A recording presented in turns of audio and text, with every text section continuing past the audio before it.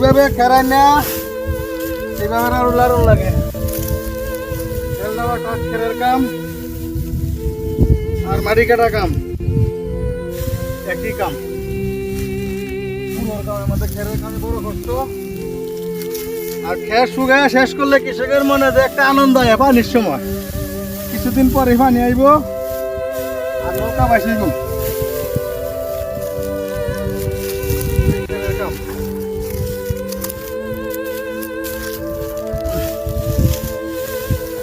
খাওয়ানোরও সময় নাই এই বুড়োর মৌসুমের মধ্যে